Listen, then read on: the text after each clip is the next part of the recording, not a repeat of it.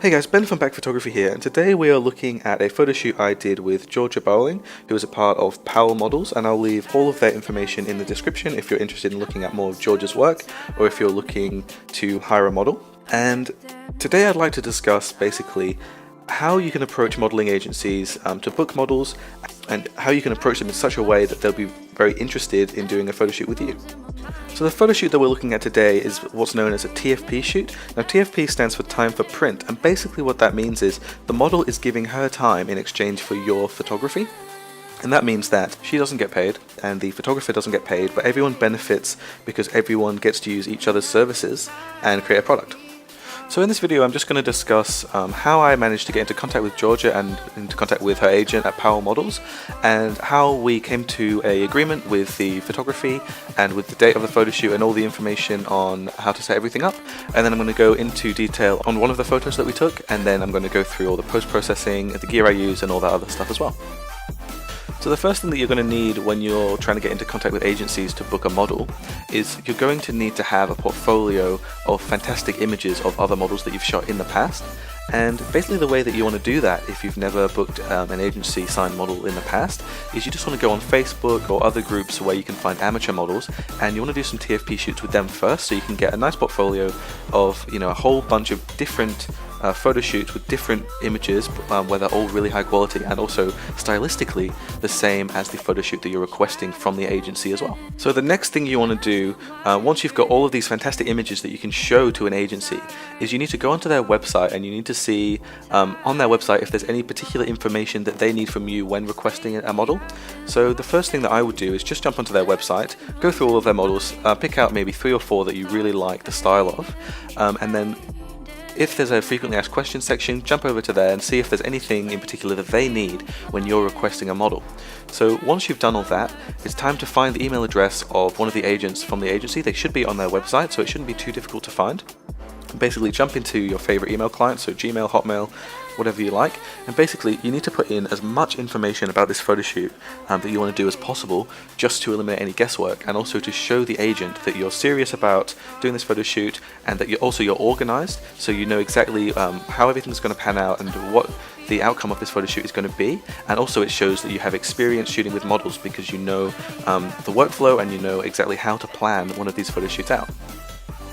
So I'm going to leave in the description sort of like a template of the email that you can send to these modeling agencies. So if you're not sure what to send, just jump into the description of this video and basically just copy paste the stuff I've written there and then fill in the blanks, and that should be all the information that you need when requesting a model from an agency. The last thing I want to say is just don't be discouraged if you send out a few emails to a couple of different modeling agencies and either none of them get back to you or none of them accept your request. What I've found with a lot of modeling agencies is they do take quite a long time to get back to you, sometimes 3 or 4 days.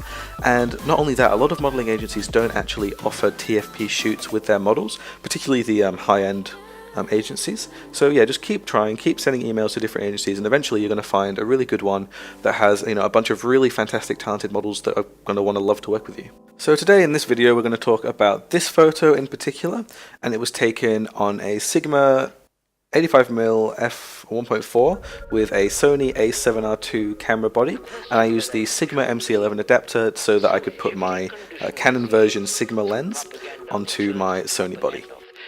And the settings of this camera were a shutter speed of 1/200th of a second, an aperture of f1.4, so it was stopped down all the way to wide open, and an ISO of 100. So the reason I use a shutter speed of 1/200th of a second is because that's a nice fast shutter speed, which means I'm not going to get any motion blur in the image with Georgia moving around slightly. The reason I use an aperture of 1.4 is because I really wanted to blow out the background, make it super blurry, so that Georgia in the foreground is the sharp subject of the image and there's no distractions in the background. The reason I used an ISO of 100 is because that's the native ISO of my Sony a7R II, and that means I'm getting the cleanest, crispest signal to my sensor, allowing me to have the most dynamic range possible in my final product. During this photo shoot it was completely overcast, so there was a nice blanket of fluffy thick clouds which worked as a very nice diffuser for the sun's harsh sunlight. We also decided to do this photo shoot late in the afternoon, so it was around 5 PM, about 2 hours before sunset, and this allowed the sun to be super low down in the sky, which meant that any light that did come through those clouds was a nice warm yellow glowing light. And that allowed us to have really nice soft light in this image with no really harsh highlights or really harsh shadows, and I really think that helps in making a beautiful soft portrait. So now we've discussed everything about this image that we need to, let's jump into Photoshop and we'll go into the post-processing of the image. Okay, so the first thing we did with this image is just add a little bit of exposure just to lighten up the entire scene. Then we added a bit of clarity just to make Georgia pop from the background a little bit, and then also added some overall vibrance just to fill in a bit more colour, especially the greens in the background. Then just played a little bit with the highlights, dropped them slightly, added a little bit of contrast, boosted the shadows a little bit more just so we can get a bit more of that background colour as well. And then played around with the blacks a little bit, boosted them up a little bit as well.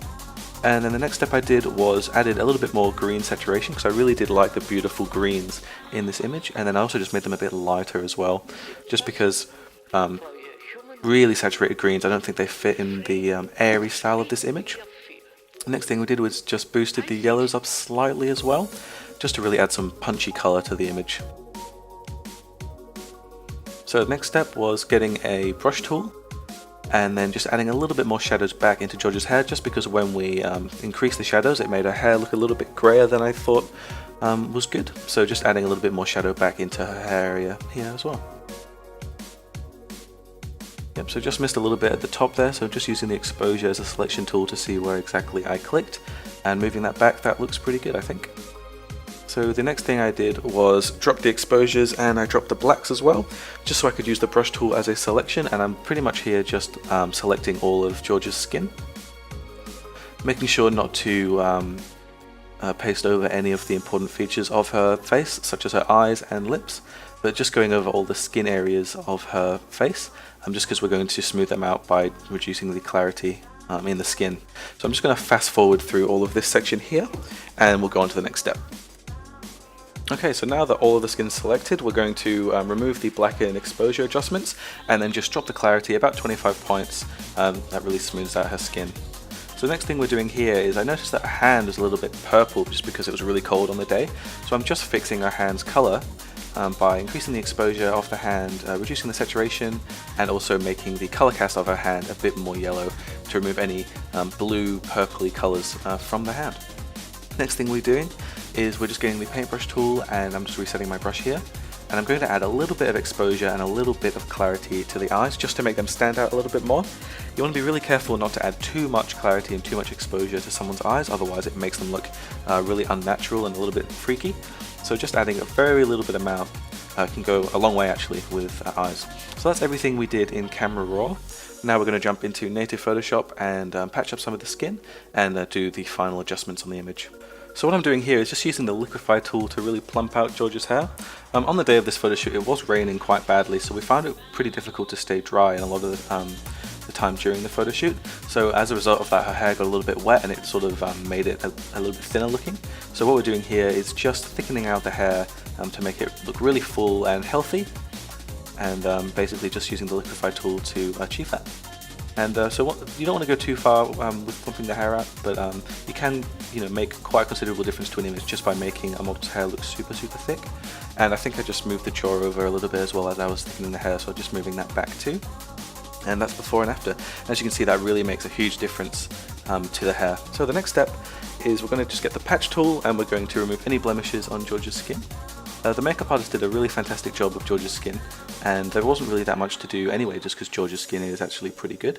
But with any model there's always a little bit of blemishes that you can always clean up, so just doing a little quick pass with the patch tool to get rid of any freckles, any pimples or anything like that, just to make the skin look super smooth. And with this as well, you don't want to go extreme with the skin retouching, just because unless you want the skin to look like porcelain and unnatural, but with this photo shoot we were looking for a more natural look, so we just moved any of the really big blemishes and then left the small imperfections in the skin. So the next thing I'm going to do here is what's known as dodging and burning. Basically I'm making a curves layer and I'm boosting down, the shadows of the image, then pressing Control I or Command I if you're on a Mac, and basically making an inverse selection mask. And then what that means is when I use the paintbrush tool on any part of the scene, I'm going to add some shadows to that particular area using the white paintbrush tool. So basically what I'm doing here now is I'm just adding some more strands of eyebrows to George's eyebrows, just making them a little bit thicker and a little bit darker as well to make them really stand out. So if you want to do dodging and burning correctly, this technique actually does take a long time, so I'm just going to do a quick sort of 5-minute speed run of dodging and burning just to show you what a difference it can make to the depth and dynamic of a model's face. So basically here I'm just doing all of the eyelashes as well, making the eyelashes look super thick and super black.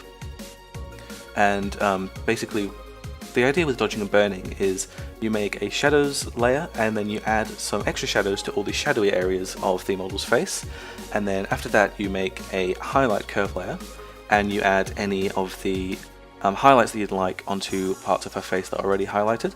So for example, here I'm using the shadow tool on the shadowy area of her cheekbones and then her jawline, and then I'm adding a little bit underneath her lip and underneath her nose just to add a little bit more of a three-dimensional feel to the image.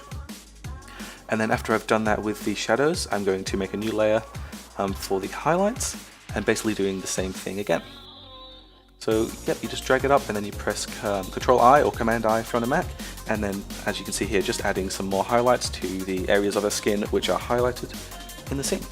So that includes underneath her eyes, on her nose, just on her forehead, around her lips as well to make her lips more full, and in the corner of her eyes as well. So we're almost finished with this image now. The last thing that I'm going to do is I'm going to get the lasso tool and just make a selection of Georgia. And basically what I'm going to do here is I'm going to blur the background even more than it is now. So basically I'm just making a selection of Georgia, and then I'm going to go to select up at the top and then inverse the selection, and then basically add a blur, Gaussian blur, 1.5 pixels.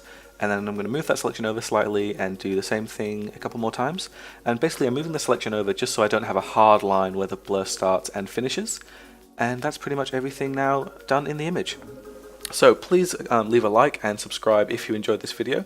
I'll be making a lot more content like this in the future, and thank you very much for getting to the end of this video. If you have any questions, just leave them in the comments and I'll be sure to answer them. And once again, thank you very much for watching.